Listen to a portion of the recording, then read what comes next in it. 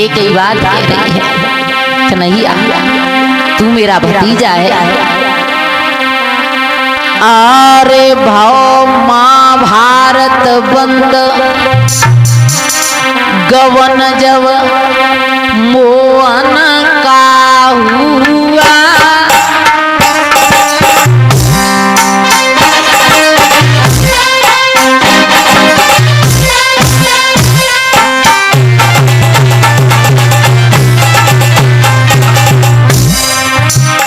जब चलन लगे भगवान सामने रोई गई बुआ, चलन लगे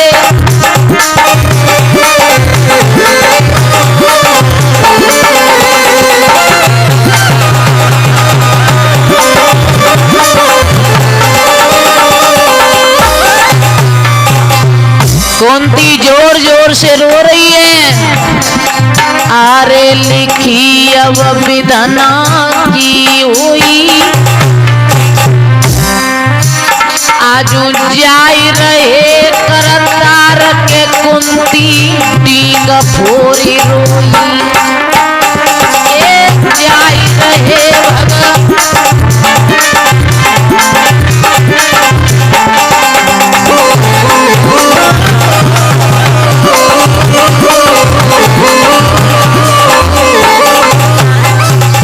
कन्हैया कहने लगे बुआ समझ में नहीं आ रहा तुम क्यों रो रही हो, कुछ कमी रह गई, कुछ और चाहिए?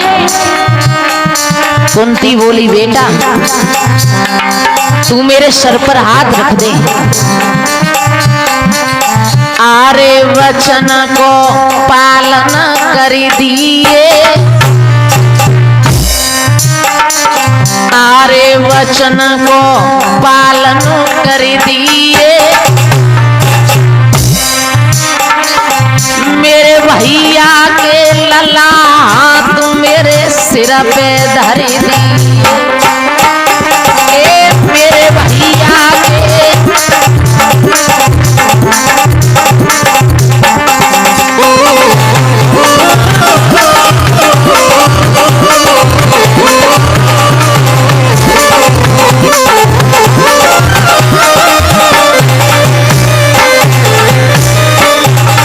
कुंती कहने लगी कृष्ण आप मेरे सर पर हाथ रख दो कि जो मैं मांगूंगी आप वही दोगे। कन्हैया कहने लगे कैसी बात कर रही है बुआ, आज तक तो कन्हैया ने तेरे ही लिए सब कुछ किया, मैं तेरे सर पर हाथ रखता हूं, तू जो मांगेगी मैं वही दूंगा। कुंती क्या मांग रही है? आरे कुंवर मेरी गोदी भर दिए, आरे लला मेरी गोदी भर दिए, और शिव दुनिया के दुख डार जा झोलिया में दिए, शिव दुनिया के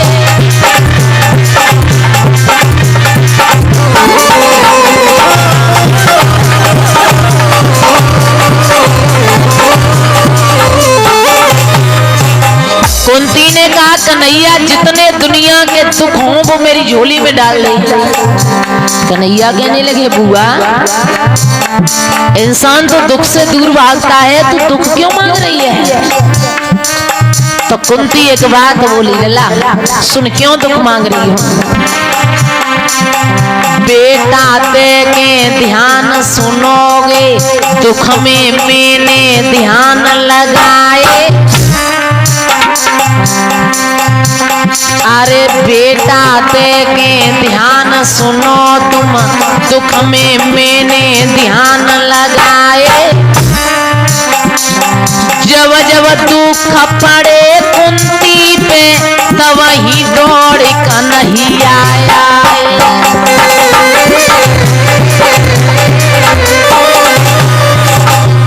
जवाब दिया जब जब दुख आया ना कुंती पे तभी तभी कृष्ण आए। इसलिए राजवंश को सब सुख दियो लौट के अपने घर को जाओगे, राजवंश को सब सुख दोगे तो लौट के अपने घर को जाओगे। ए जो नहीं दुख परे कुंती पे तो लौट कन्हैया न वापस आओगे।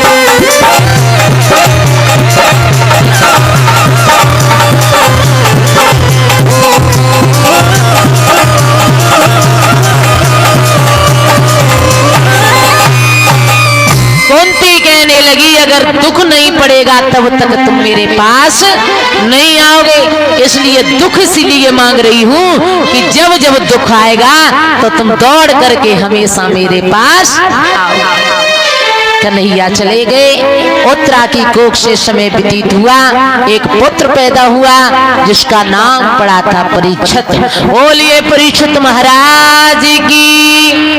एक बार कैलाश पर्वत पर भोले बाबा नहीं थे, मैया विराजमान थी। नारद जी आए, कहने लगे मैया भोले बाबा कहाँ गए? जवाब दिया कहीं भ्रमण करने गए हैं। बोले तुम्हें नहीं ले जाते हैं? जवाब दिया कबू कबू ले जाते, कबू कबू छोड़ी जाते। आए के सब बात बता देते होंगे। मैया कहने लगी छिपात कछु नहीं भोले बाबा, बताए सब देते हैं। तो बोले कभी ये बताया कि उनके गले में जो मुंडों की माला पड़ी है वो क्यों पहने रहते हैं? मैया कहने लगी यही बात नहीं बताई। नारद उसका नाम होता है जाकि बात कबू रद्द ना हो। हाँ, नारद जी कहने लगे तो कभी अमर कथा तो सुनाई होगी तुम्हें? मैया कहने लगी हम जानते हैं अमर कथा कैसे कहते हैं। आग लगा करके नारद जी तो चले गए। भोले बाबा आए, जवाब दिया मैया। मैया नाराज होकर के बैठ गई। कहने लगी भोले बाबा एक बात बताओ, तुमने आज तक अमर कथा क्यों नहीं सुनाई? समझ गए भोले बाबा। कहने लगे नारद जी आए तुम्हारे पास? बोले बिल्कुल आए। समझ गए कि आगे वे ही लगाएगा। मैया कहने लगी अमर कथा सुनोगी? समझ गए भोले बाबा। त्रिया हट सबसे बड़ी हट होती है महाराज। अगर घर में पत्नी किसी हट पकड़ जाए ना, कहते हैं ना नारे जो करे सो कर छोड़े। अगर घर में पत्नी नाराज हो जाए तो वो काम करना है। अगर घर में पत्नी गुस्सा हो जाए ना कि कथा हो रही है और जाने को दो चार तो साड़ी चाहिए तो चाहिए, अगर नहीं लाए ना तो दावत हो तो हो जाएगी, भंडारा हो जाएगा, लेकिन घर में रोजाना सुबह शाम कलेश बंद नहीं होगा। भोले बाबा समझ गए आप तो इंसान हो, भगवान भी हार गए स्त्री से। भोले बाबा समझ गए कि तेरी हट पत्नी की हट तो पूरी करनी पड़ेगी। सारे कैलाश पर्वत को साफ कराया। कैलाश पर्वत को साफ करा करके मैया को बगल में बिठाया। आज भोले बाबा मैया को अमर कथा सुना रहे हैं। आसन मार करके बैठे हैं कि अमरनाथ पे महादेव जी बैठे आसन मार, अमर कथा को लगे सुनाने। गोरा गोत्र पुरारे उमा के पर गए सोता, कराते रहो तोता। उमा के पर गए सोता, कराते रहो तोता।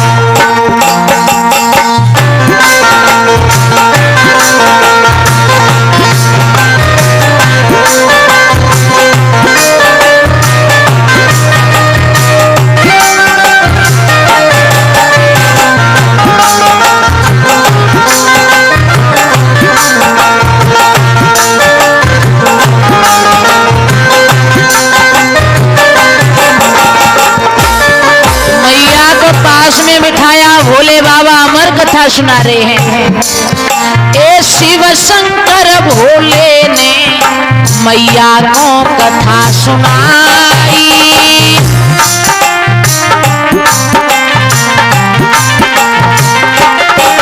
ए शिव शंकर भोले ने मैया को कथा सुनाई।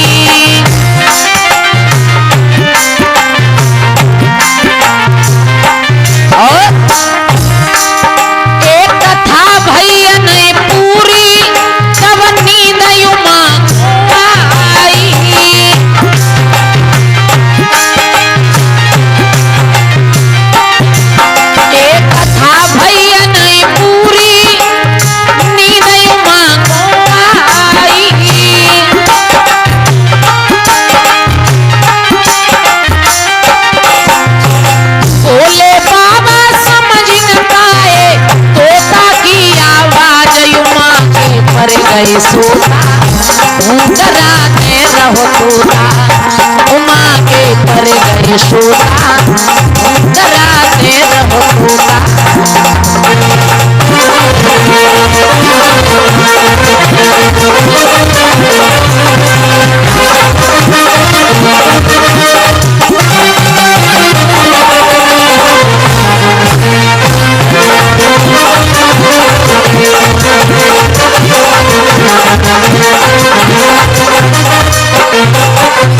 मैया कथा सुन रही थी तो भगवान की कथा एक सुख की सैया होती है महाराज। मैया हूं हूं की आवाज दे रही, मैया को नींद आ गई। उसी पर्वत पर एक तोता था, मैया की जगह पर तोता भी हूं हूं की आवाज देने लगा। भोले बाबा समझ नहीं पाए। जब नींद में गोरा जागी अफसोस हुआ अति भारी।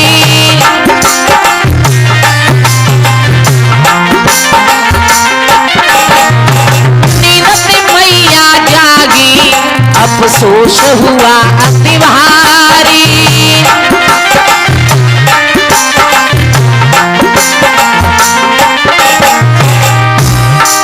तब हाथ जोड़ के बोली प्रभु लगी गई आंखें हमारी।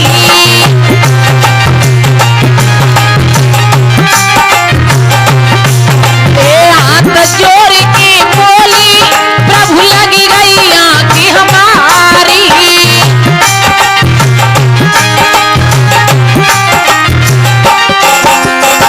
आदि कथा सुनिए हमने, आदि कथा सुनिए हमने और है गई बेकार युमा के भर गए सोता।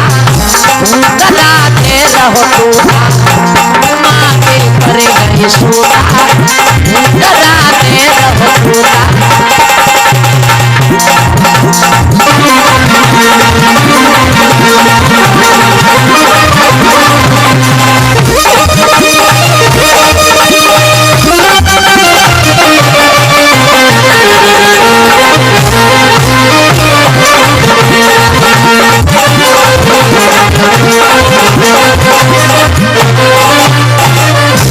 मैया जगी कहने लगी भोले बाबा मैंने तो कथा आदि सुनी। भोले बाबा सोचने लगे तो आवाज कहां से आ रही थी। जैसे ही तोता पर नजर पड़ी, तोता समझ गया कि प्रभु अब मुझे जिंदा नहीं छोड़ेंगे। आगे आगे तोता, पीछे पीछे भोले बाबा। तोता तीनों लोकों में भाग रहा है, लेकिन छिपने के लिए कहीं जगह नहीं मिल रही। व्यास की पत्नी अरड़ी जी छत पर खड़े होकर के अपने केस सुखा रही थी। अरड़ी जी ने झमाई को लिया तो वो तोता अरड़ी जी के मुख द्वारा पेट में प्रवेश हो गया। भोले बाबा व्यास के घर में बैठे त्रिशूल गाड़ करके, तुम्हारे घर में दुश्मन मेरा छिपाए, जब तक बाहर नहीं आएगा मैं नहीं आऊंगा। एक दिन हुआ, 2 दिन हुआ, 1 साल हुआ, 2 साल हुआ, 5 साल हुआ, धीमे धीमे 10 साल हो गए, लेकिन तोता बाहर नहीं आया। चले गए। भोले बाबा समझ गए कि दुष्ट अब नहीं निकलेगा डर की वजह से। धीमे धीमे 12 साल हो गए। 12 साल के बाद उसी तोते ने बहुत सुंदर बालक बनकर के जन्म लिया। उसी का नाम पड़ा था सुखदेव। बोलिए सुखदेव महाराज की।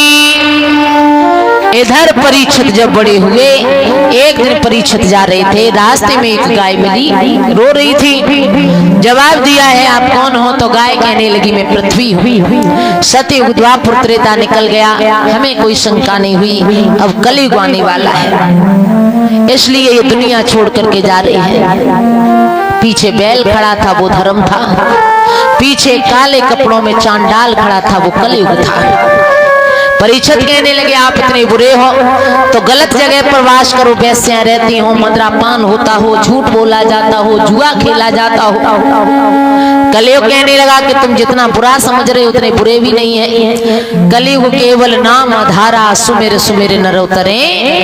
सतयुग द्वापर त्रेता में मनुष्य हजारों वर्ष तपस्या करता था तब कहीं उद्धार होता था, लेकिन इस कलयुग में अगर 5-5 मिनट भी भगवान का नाम लेता गया फिर भी उसका उद्धार उद्धार हो जाएगा। हमें एक स्थान अपने मन से दे दो, हमें सोने में वास चाहिए। ठीक है। परीक्षित सोने का मुकुट धारण किए, गले के मुकुट में प्रवेश हुआ। परीक्षित आगे चले, एक लोग ऋषि तपस्या कर रहे थे, तो सर पर मुकुट में कलयुग सवार था। लोम ऋषि के गले में परीक्षित ने सर्प को डाल दिया। लोम ऋषि के बेटे संगी ऋषि ने श्राप दिया, जिस सर्प को तूने मेरे बाप के गले में डाला वही आज से 7वें दिन तक छगनाग बनकर के डस लेगा। पैरों में गिर गए, इस श्राप से मुक्त कर दो। जवाब दिया, यदि आप 7 दिन श्रीमद् भागवत कथा का रसास्वादन करो तो तुम्हें इस श्राप से मुक्ति मिल जाएगी। तो उन्हीं हस्तिनापुर के अभिमन्यु पुत्र राजा परीक्षित को हरिहर क्षेत्र में गंगा के किनारे बैठ करके 88,000 ऋषियों में व्यास नंदन श्री सुखदेव जी महाराज श्रीमद् भागवत कथा का रसास्वादन करा रहे हैं। बोलिए गोविंद भगवान की, आनंद कंद भगवान की। सभी माता बहना भाई बहन बड़े भाव से भजन बोले, उसके बाद आरती सभी भक्त बड़े प्रेम से बोलेंगे।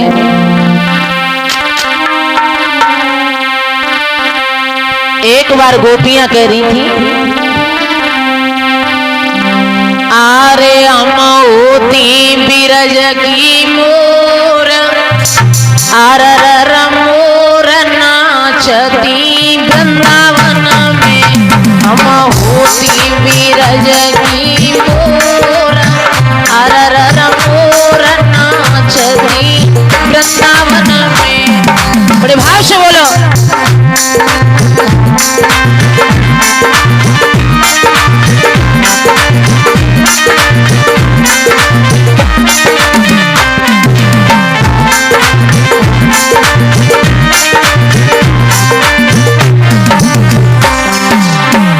अगर मोर होती तो क्या करती? ए चुमती मधुवन में अमदाना। बोलो। चुमती मधुवन में अमदाना,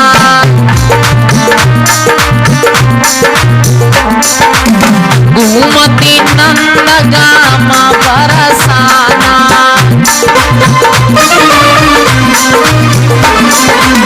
घूमती नंदगाम बरसाना।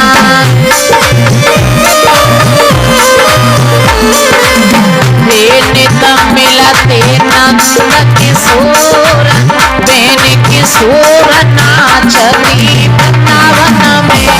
बहुती बिरज की मोर, अरर मोर नाचती वृंदावन में। जय श्री राम।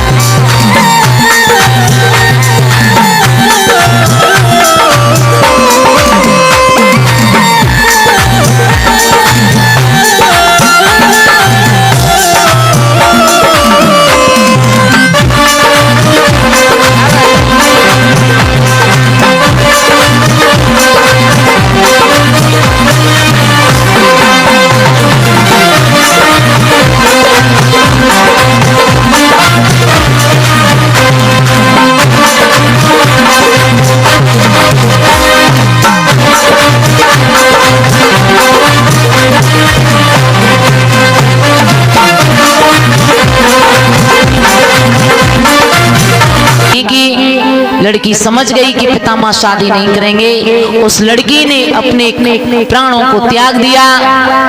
तब मेरे गुरु ने श्राप दिया कि तेरी मौत का कारण यही लड़की बनेगी। वही लड़की इधर शिकंडी नाम से जानी गई। और हे अर्जुन, मैं स्त्रियों पर शस्त्र नहीं उठाता। शिकंडी का सहारा लेकर के मेरी मृत्यु होगी। सुबह हुआ, दोनों तरफ से युद्ध हुआ। अर्जुन बाण पे बाण चला रहे हैं। पितामह की बाणों की सैया बन गई। पितामह बाणों की सैया पर लेटे हुए हैं। पितामह को श्राप लगा हुआ था। एक बार जब शिकार खेलने जा रही तो रास्ते में एक सर्प पड़ा था, बाण से उठा करके एक तरफ फेंका तो सर्प कांटों में गिरा, शरीर में बहुत कांटे चुभ गए थे। तब सर्प ने श्राप दिया, पितामह जिस प्रकार से मेरी मृत्यु हो रही है, एक दिन तुम्हें भी कांटों की सैया पर सोना पड़ेगा। पितामह कांटों बाणों की सैया पर लेटे हुए हैं लेकिन रो रहे हैं।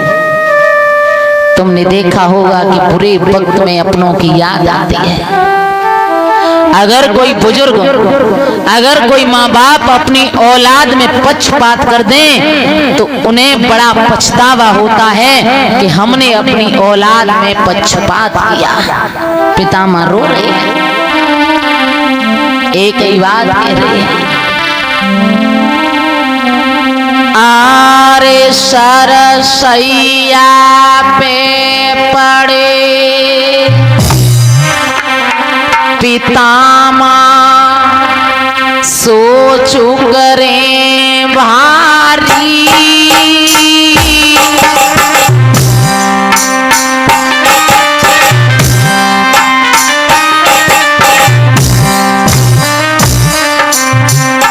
बाबा रो रहे हैं, बड़ी बड़ी यादें आ रही हैं, आंखों से आंसू बह रहे हैं। ए सरसैया पे पड़े के बाबा आजू सोचू करें भारी।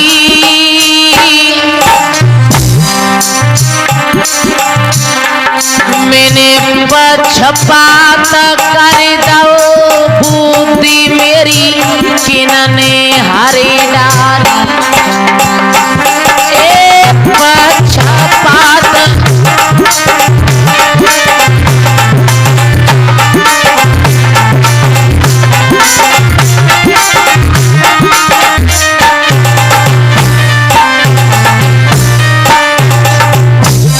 पितामह रो रहे हैं, ये कई बात कह रहे हैं कि मेरे लिए कौरव और पांडव दोनों बराबर थे।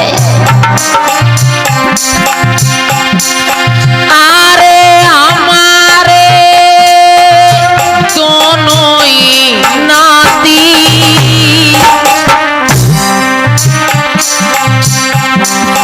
अरे हमारे दोनों ही नाती,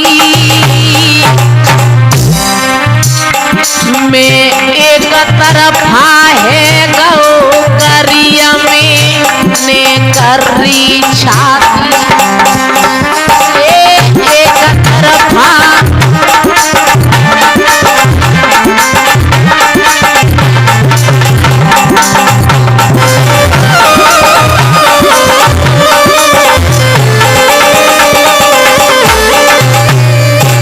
पितामह सोच रहे हैं कि मेरे कौरव और पांडव दोनों नाती बराबर थे, लेकिन मैंने जानबूझ करके अधर्म का साथ दिया, मैंने बड़ा गलत किया। आरे पांडवा का सोचता होंगे,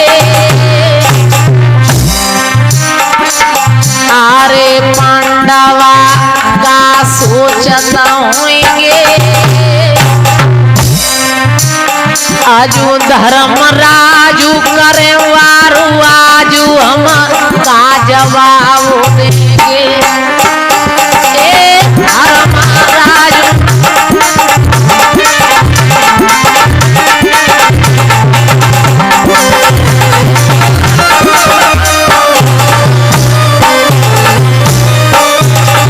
बाबा रो रहे हैं, कई बात कह रहे हैं। अर्जुन, अरे ओ अर्जुन, अरे बुलाए दे मेरे भारत को,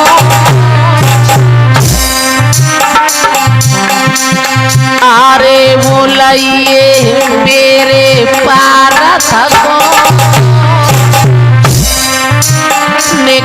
तकिया दे लगाई दिखाई दे वो महाभारत, तकिया दे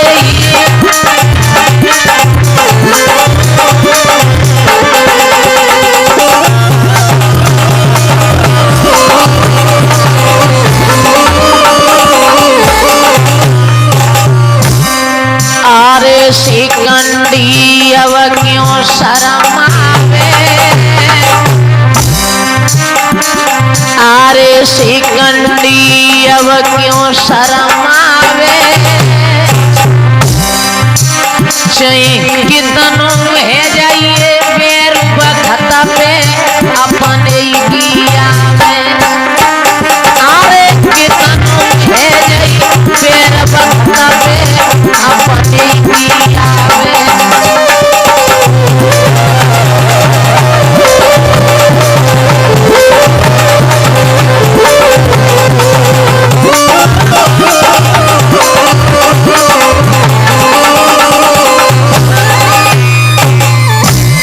जवाब दिया है, रो रहे हैं बाबा, कह रहे हैं अर्जुन पानी पिला दो, पानी पिला दो।